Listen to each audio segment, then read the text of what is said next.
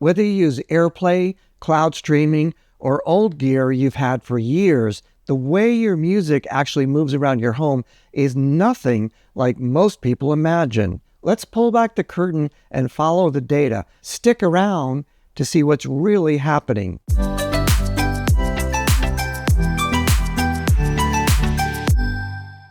Have you ever stopped to think about how your music actually gets from where it lives to where you're listening? I mean, really, what's the path your music takes? When you hit play on your phone, is the audio actually coming from your phone, or is it something else doing the heavy lifting? How do old school devices like turntables, CD players, or MP3 files fit into the world of connected Bluetooth speakers, cloud services, and Wi-Fi streaming boxes? And how does a whole home with multiple rooms and different speakers stay perfectly in sync without echoes or falling apart? Most of us use music systems every day without ever seeing what's happening underneath. But once you understand the hidden path your music takes, a lot of confusing problems suddenly make sense, and you can make better choices about your audio gear. So today, I'm going to trace the flow of digital music, where it starts, how it moves, how streaming really works,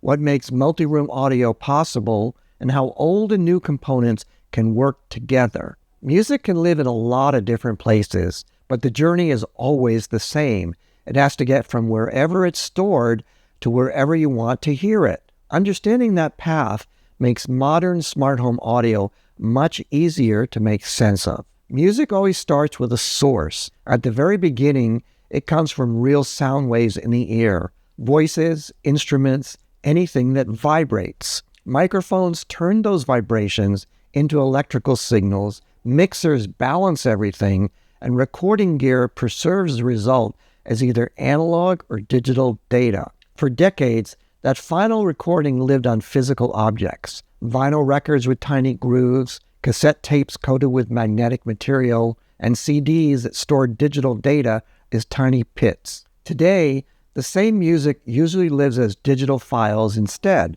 WAV or AIFF for full quality audio, MP3 and AAC when space matters, and files stored on local devices, home servers, or in the cloud. All of this, whether analog or digital, is still considered the source where music physically lives before it's played. However you get music, buying a CD, purchasing a digital album, subscribing to a streaming service, or even through old forms of file sharing, it eventually ends up inside some kind of playback device. Once you press play, the real magic happens in how the audio moves. You usually start inside an app: Apple Music, Spotify, YouTube Music, Amazon, Tidal. After you choose a song, your device has to determine how the music will actually reach your ears. Sometimes your device plays the music itself. It loads the file, decodes it, and sends the sound directly to its own speakers,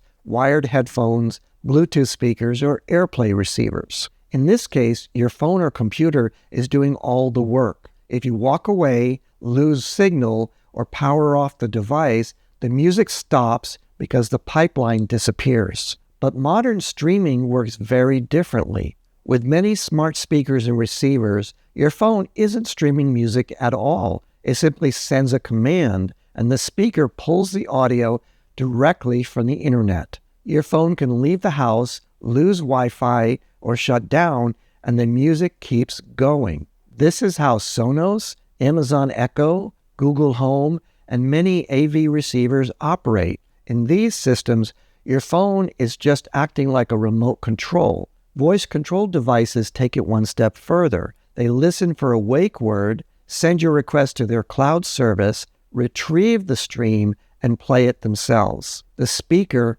not your phone, is the actual music player. Let's follow the data. If you want to understand any audio setup, it helps to track three things: where the music comes from, whether it's downloaded or streamed in chunks, and whether the device you're holding is the true audio source or just a controller. These three ideas explain why Bluetooth struggles with range, why AirPlay can drop when Wi-Fi is unstable, and why smart speakers are able to keep playing even if your phone disappears. This also explains multi-room audio, those moments when you walk from one room to another and everything stays perfectly in sync. Each device buffers a bit of audio, aligns its playback with the others, and constantly makes tiny adjustments. The result is seamless sound with no echoes or lag. Many homes already have great older speakers that still sound fantastic. Speakers age differently from electronics, and a good pair can last decades.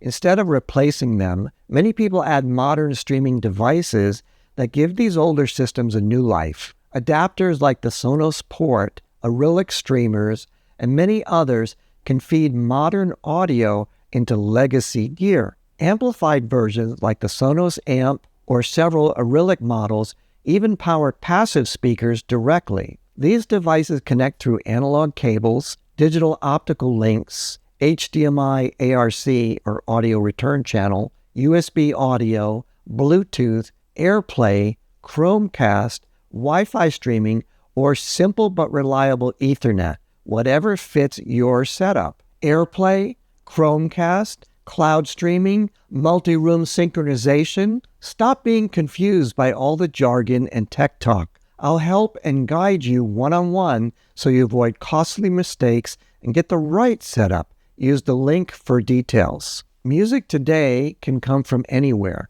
Physical media, digital files, local networks, cloud libraries, or subscription services. It can travel through Bluetooth, Wi-Fi, Ethernet, or old-fashioned audio cables. In the end, the best setup comes from understanding one idea. The path your music takes determines both quality and convenience. Once you know how the music actually travels, you can choose the right path for your lifestyle, your home layout, and your budget. If you want highest reliability, use Ethernet or Wi-Fi Cloud Direct speakers. For best sound quality, use wired digital or analog into good speakers. For portability, Bluetooth and local playback.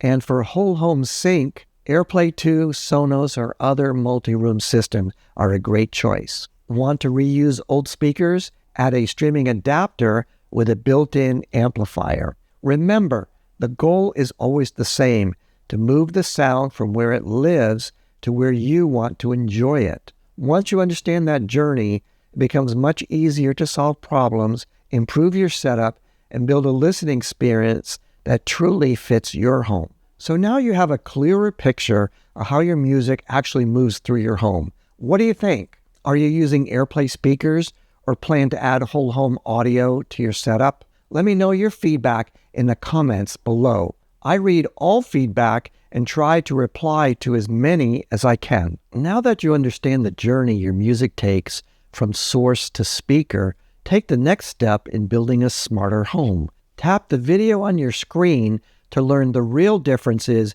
between Lutron Diva and Caseta smart lighting options. Watch What's the Difference Between These Smart Dimmers to get the full picture before upgrading your smart home.